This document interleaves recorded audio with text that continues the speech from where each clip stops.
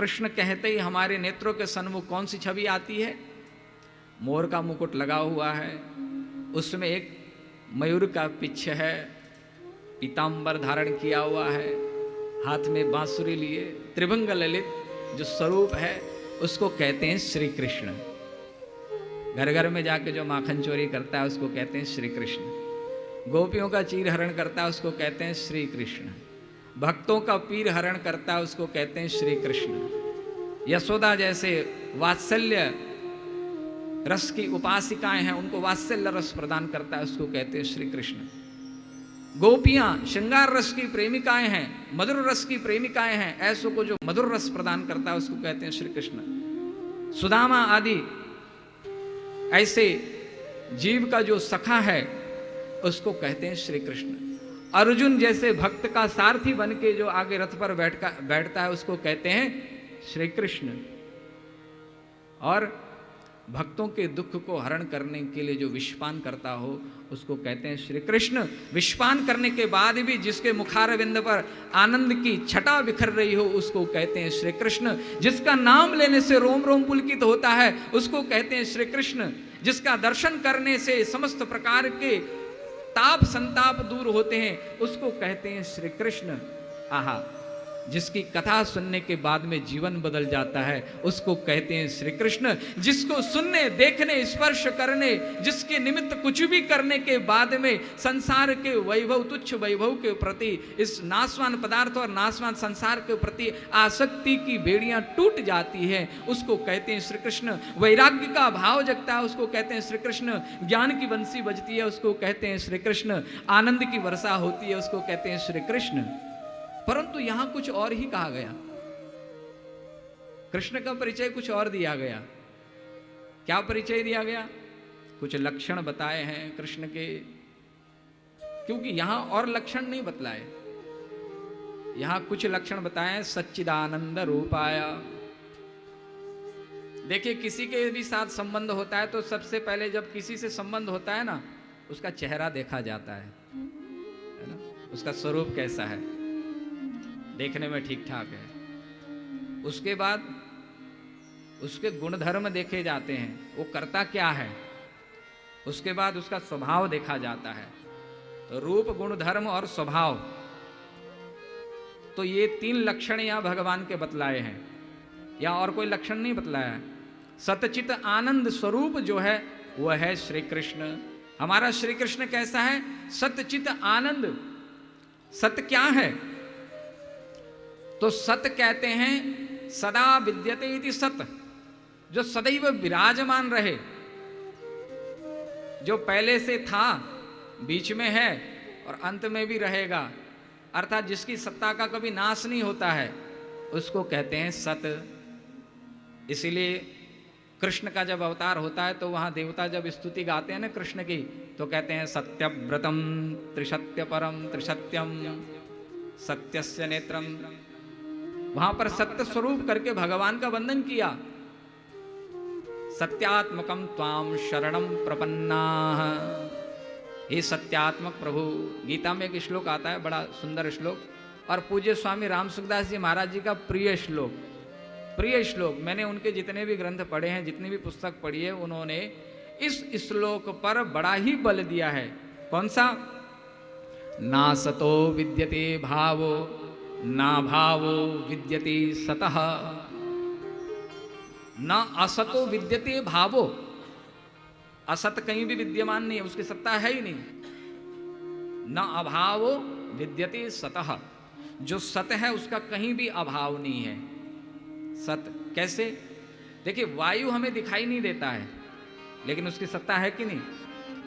सत्ता दिखती है ना। ईश्वर दिखता नहीं है लेकिन उसकी सत्ता है। पुष्प में गंध है, सुगंध है, उस गंध की सत्ता है, लेकिन पुष्प तो दिखता है, सुगंध नहीं दिखता है। कार्य तो दिखता है, कारीगर नहीं दिखता है। तो इसको बोलते हैं सत। सत का अर्थ क्या? जो विद्यमान है लेकिन दिखता नहीं है। ये जो संसार है, या दृष्टम तद नष्टम, नाश होने वाली चीज दिखती है, जो दिख रही है वो नाशवान है। और जो अविनाशी है वो दिखाई नहीं देती है। तो ऐसा सत स्वरूप परमात्मा, ये कृष्ण का पहला लक्षण है। चित चित स्वरूप। चित स्वरूप किसे कहते हैं? एक दिन नारद जी ने ब्रह्मा जी से पूछा कि पिताजी, संसार को बनाने वाले आप ही हो कि आपके पीछे भी कोई है? तो ब्रह्मा जी ने कहा, येन स्वरोचिषा विश्वम रोचितम रोचयामहं यथार्कोऽग्निर्यथा सोमो यथर्क्ष ग्रह तारका। बोले बाबा, हमारे पीछे भी कोई है, हमको भी किसी ने बनाया है। ये सूर्य चंद्र नक्षत्र तारा, ये किससे प्रकाशित होते हैं? सूर्य है, चंद्रमा है, चंद्रमा में सूर्य में तेज नहीं है, प्रकाश का शक्ति नहीं है, तो उसकी कोई कीमत नहीं है। इनकी सत्ता भी किससे है? उनकी सत्ता जिससे है वो है चित स्वरूप परमात्मा। ध्रुव जी महाराज जब भगवान का दर्शन करते हैं तो उस समय कहते हैं, क्या कहते हैं? योऽन्तः प्रविश्य मम वाचमिमां प्रसुप्तां संजीवयत्यखिल शक्तिधर स्वधाम्ना अन्याश हस्तचरण श्रवणत्वगादीन् प्राणान्नमो भगवते पुरुषाय तुभ्यम्। प्राण स्वरूप जो परमात्मा है प्रभु, जिसकी वजह से मैं बोल पा रहा हूं, जिसकी वजह से मैं सुन पा रहा हूं, जिसकी वजह से मैं देख पा रहा हूं, जिसकी वजह से मैं क्रियाशील हूं, हे प्रभु, हे प्राण स्वरूप परमात्मन, मैं आपको वंदन करता हूं। तो ये चित शक्ति है, ये प्राण शक्ति है। भगवान प्राण शक्ति है। भगवान के बिना इस संसार में एक भी पत्ता नहीं हिलता। ये कहने का तात्पर्य यही है, बुरा अच्छा कुछ भी हो रहा हो यहाँ पर, उसके पीछे का जो सूत्रधार है, जो शक्ति है, शक्तिमान, एक है शक्तिमान और एक है शक्ति। तो जैसे भगवान शक्तिमान है और उनकी एक शक्ति है जिसे आराधिका बोलते हैं, तो इस संसार की एक शक्ति है। वो शक्ति क्या है? बोले चित स्वरूप वह परमात्मा। और तीसरा लक्षण उसका बतलाया आनंद स्वरूप। ये बड़ा ही विलक्षण लक्षण बतलाया है कि सच्चिदानंद रूप आया। भगवान का रूप कैसा है?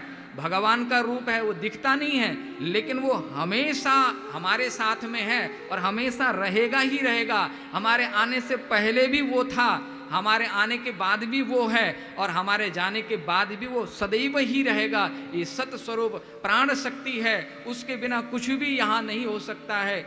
चित स्वरूप हो गया, आनंद स्वरूप है परमात्मा। एक है सुख और एक है आनंद। अब इसको जानना जरूरी है। भगवान केवल आनंद स्वरूप है, क्योंकि सुख का पर्याय है दुख, लेकिन आनंद का कोई पर्याय नहीं है। किसी भी डिक्शनरी में आनंद का पर्यायवाची ढूंढेंगे तो नहीं मिलेगा। सुख का मिल जाएगा दुख, दिन का मिल जाएगा रात, हानि का मिल जाएगा लाभ, ये पर्याय है ना, लेकिन आनंद का कोई पर्याय नहीं है। तो भगवान के आनंद स्वरूप, परिस्थिति आदि की जो अनुकूलता से हमें जो अनुभव होता है उसको कहते हैं सुख। सुख किसको कहते हैं? परिस्थिति आदि की अनुकूलता में जो स्वाद आवे उसको कहा जाता है सुख, और परिस्थिति आदि की प्रतिकूलता में जो हमें विक्षेप उत्पन्न होता है उसको कहा जाता है दुख। और कुछ भी नहीं है, सुख दुख है ही नहीं कुछ। हम परिस्थितियों के जब गुलाम बन जाते हैं तो सुख और दुख का सृजन फिर हमारा मन करता है, ये मन करता है। तो जो इनसे बिल्कुल ही पर, इसलिए गीता में भगवान ने कहा ये ही संस्पर्शजा भोगा दुख योनय एवते। जितने भी स्पर्शजन्य जो भी इंद्रियों से जो गम्य हैं, जो इंद्रियगत विषय वस्तु हैं, वो सब दुखदाई है। इसलिए भगवान का एक नाम है अगोचर। भगवान को क्या कहते हैं? अगोचर। तुम हो अगोचर स्वामी जय जगदीश सारे में आप कहते हैं ना। तो अगोचर का अर्थ क्या हो गया? जो गोचर नहीं है। गो कहते हैं इंद्रियों को, जो इंद्रियों से पकड़ में नहीं आता है। जब जीवात्मा इंद्रियातीत हो जाता है तब वो इंद्रियातीत पकड़ में आता है। अर्थात इंद्रियों को अब तक संसार का अनुभव है, जब इस संसार के अनुभव से पार हो जाता है, जब वो इस परिधि से देहाध्यास से जब ऊपर की ओर उठने लगता है, तो उस समय उसको उस आनंद की अनुभूति होने लगती है। तो वो आनंद स्वरूप परमात्मा है जो अखंड एक रस तृप्ति प्रदान करता हो, उसको कहते हैं आनंद। बोलो आनंद कंद भगवान की। चिदानंदमय देह तुम्हारी, चिदानंदमय देह तुम्हारी, चिदानंदमय देह तुम्हारी, चिदानंदमय देह तुम्हारी। विगत विकार जान अधिकारी, विगत विकार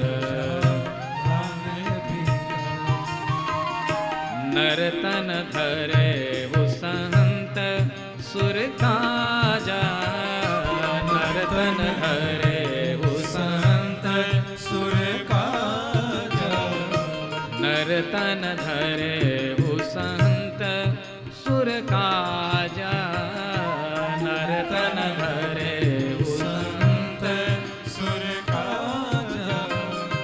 कहूँ करहूँ जस का कृत राजा, कहूँ करहूँ जस का कृत राजा। चिदानंदमय देह तुम्हारी, विगत विकार, ये विकारों से रहित है, इसलिए ये आनंद स्वरूप है। जहाँ विकार होगा वहाँ सुख दुख की स्थिति होगी, और जहाँ विकार नहीं होगा वहाँ आनंद की स्थिति। ऐसे आनंद स्वरूप परमात्मा के चरणों में वंदन करते हुए आगे बढ़ते हैं।